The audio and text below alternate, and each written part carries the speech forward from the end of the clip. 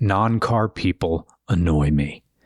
I tell all of you NPC mouth breathers with zero media literacy to just buy a Toyota Camry or a Toyota Corolla, and you don't. So I close your message window and pull up some pictures of bomb preg. Oh, you don't know what that is? Oh, that's M-pregnant open micers bombing at Helium Philly. So fine. You don't want to buy a Camry.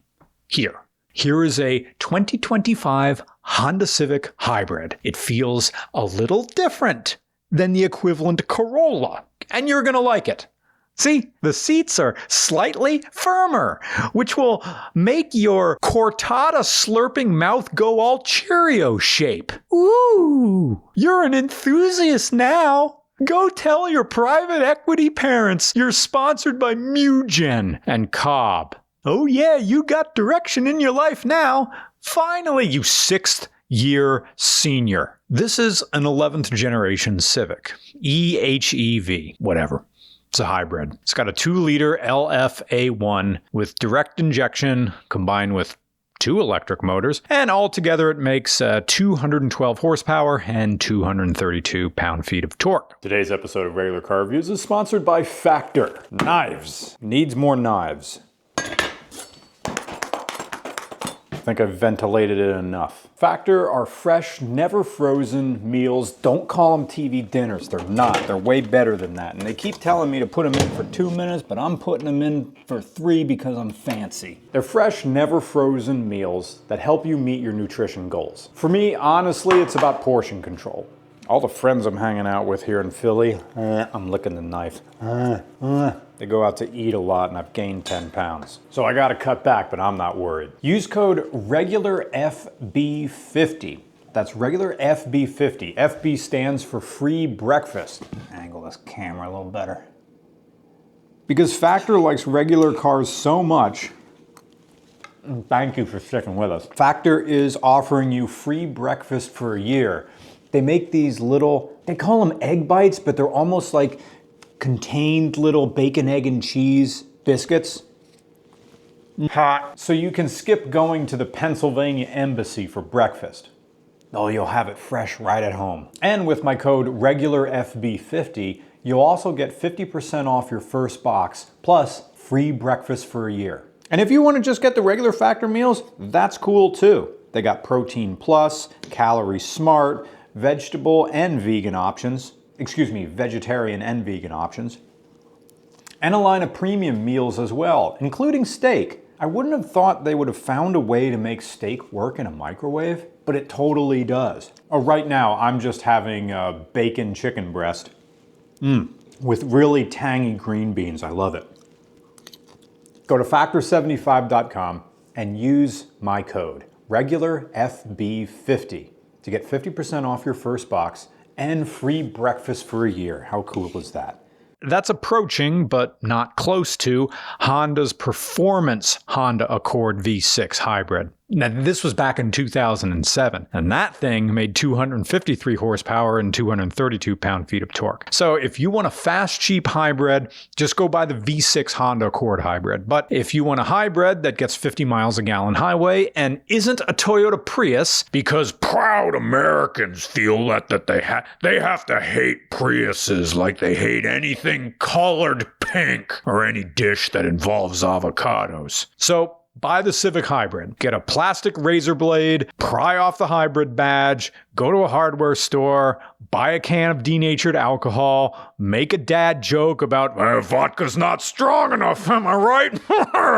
To the poverty-wage teenage clerk, use the denatured alcohol to dissolve and wipe away any glue residue left over from the hybrid badge, and bingo, you're not driving a hybrid anymore. You're not looking at men too much on X-Hamster anymore. You're no longer making concessions by calling a transmission a gearbox because you wanted a 2-syllable word. No, you're not doing that. You're gonna use the other word. Honda Civic Hybrid. Brought to you by Tioga County fathers deciding that maybe it's better to be nice to their transitioning son than to die alone. Honda Civic Hybrid, the official car of saying please and thank you to air crews because sometimes you get an extra sippy momo when you're polite. Honda Civic Hybrid, the official car of putting your hands in your pockets when you're talking to a pretty girl at the Temple University SEPTA station, so she knows you're not going to try to accidentally on purpose touch her. Is there a filter I can use to make my voice sound like the SEPTA announcer robot voice? I want to read F-list chat logs like they're coming out of that PA speaker at Gray Sirius Street Station. Anyway, how does it drive? Great! Wonderful, no complaints, firm, willing, supportive, and a pleasure for 8 fingers and 2 thumbs. A Honda Civic feels like all the boobs that women let me feel now that I'm out of the closet and I don't care about boobs anymore. Wow, this sure is part of your body. Want to put a strap on and let me give you head at a medium pace? No? You didn't get that reference. Whatever. Honda, this sure is a car you made. Want to stop using cheap CVTs that turn into steel ribbon confetti after 120,000 miles? No? You just want to be like Nissan and Kia now, huh? And shitification for you too, huh? Well, at least the manual transmission on the new Integras are still good. Monkey nuts. Okay, here's something cool. The windshield washer nozzles spray onto the wipers just before the wipers. Check it out. It's pretty neat. I know some other cars do this, and I know they're not the first.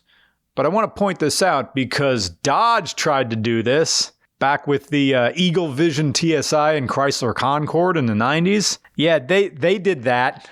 You know where they sprayed the water?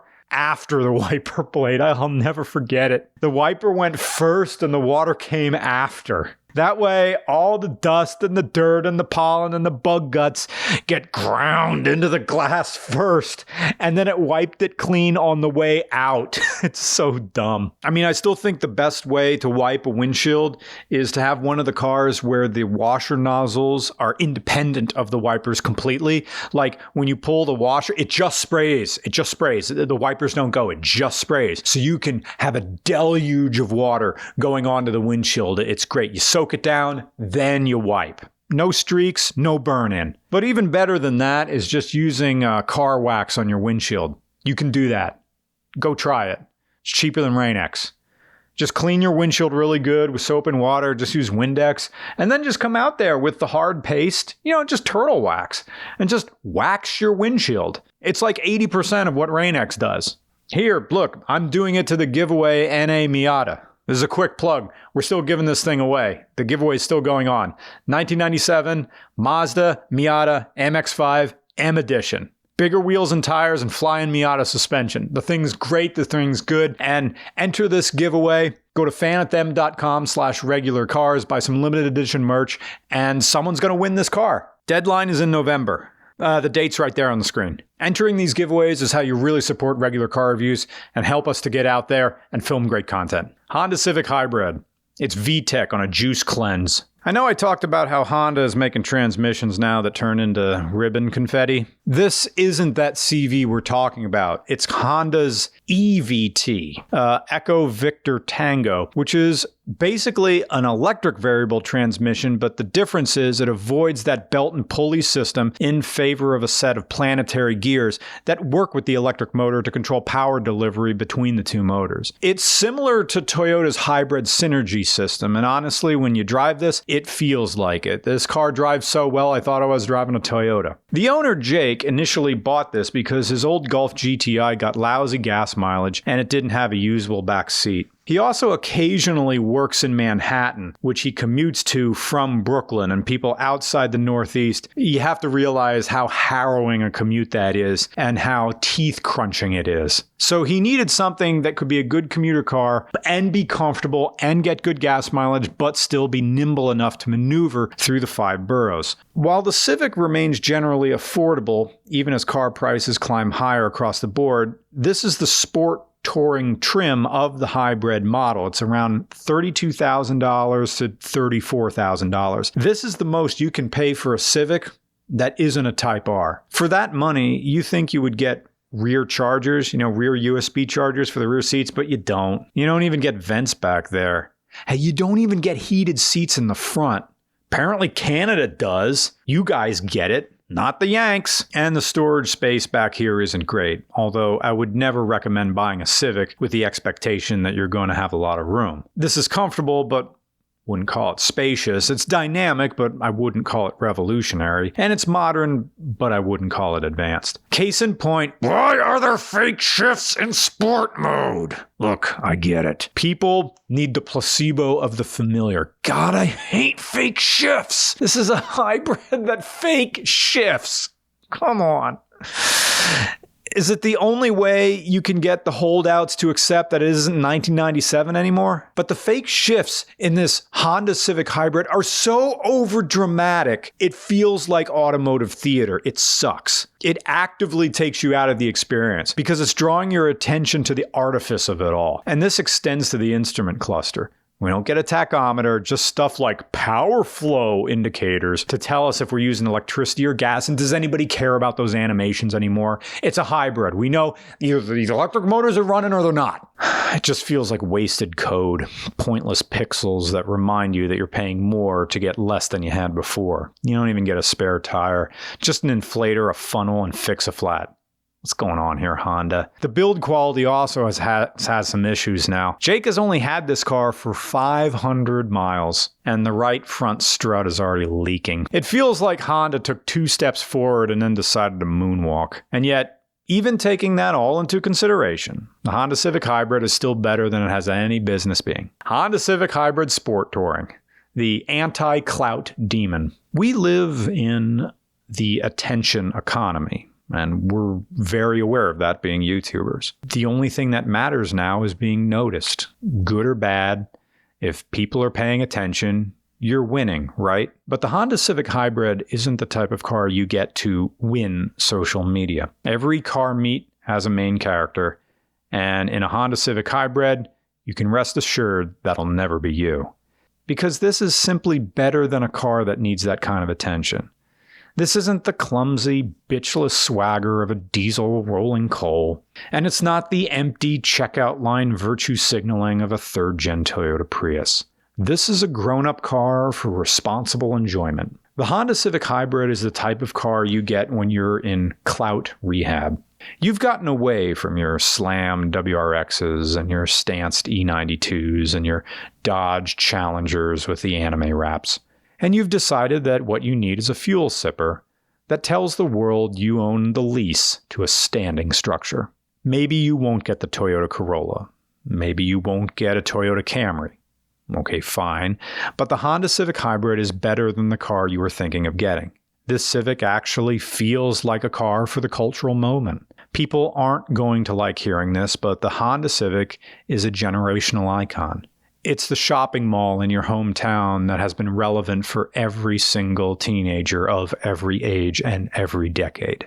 The difference here is that malls die. But the Honda Civic, this is going to find a way to outlive every single one of us. Because it's going to keep changing to be whatever the current generation needs. In the 70s and 80s, the Civic was exactly the type of car the moment demanded. An antidote to the gas guzzlers and overpriced parking lot crawlers. And while it wasn't on the level of a performance car, it's not like driving these would put you to sleep. They had a sort of drunken athleticism to them. Like a guy who had one too many Rolling Rocks and decided to climb the billboard for the law offices of billing more and owing. The Civic had a potential that could be realized in the right hands, while being affordable at a time when even a modest salary could have gotten you something flashier than an import commuter. In that sense, a Honda Civic was an economy car from a time before economy car meant you were buying something that had no other value than the money it could save you. In a way, the Honda Civic was the people's car, and not in the problematic Volkswagen way either. This was as valuable to the adult professional as it was to the young person just beginning their life as a licensed driver. Then in the 1990s and 2000s, tuner culture took off, and the Civic became a blank canvas for ambition. They were still affordable, but their mechanical adaptability was starting to become more recognized. K-swapping, ECU tunes, and other modifications became popular, and an aftermarket community sprung up, and suddenly, people were building businesses off supplying turbo kits and bolt-on intakes. It gave birth to the Honda Bros, as we would come to know them. Guys who would put on a condom before testing their subwoofer and swear that their eBay turbocharger gets more boost than a sponsored Instagram post. Sporting a fart can exhaust and false promises of a K-swap, the car drones like a lawnmower with rusted blades. You can't help but love the Honda Bros purely for the contradiction. It's the jumble of guys fixated on cosmetics, right alongside delusional types who add tow hooks and tow loops to cars that will never tow or be towed from a racetrack. But at a certain point, into the 2010s and now the 2020s, priorities shifted. Automakers began to chart a course toward electrification. New car ownership started to become more expensive, and not even the Civic was immune to this. Yet through it all, the Civic was still able to adapt to the moment. For one, Civics are generally cheaper to insure than performance cars, provided you don't have a performance trim, although apparently the fact that these get stolen so often has made them a bit pricier to insure in recent years. But generally speaking, Civics are less expensive, while also being a more universally acceptable car in comparison to its competitors. A Civic is just cooler than a Focus. It's cooler than a Jetta. Its Riz, and I'm too old to say that, is about equivalent to a WRX, but more versatile and more refined, unless you're really hung up on wanting all-wheel drive and the ability to be profiled by state troopers. While the Civic may have lost some of its luster over the years, it remains the gold standard of automotive adaptability in an industry that has never been great about adaptation, because it's easier to tell people what they want than to actually make what they want.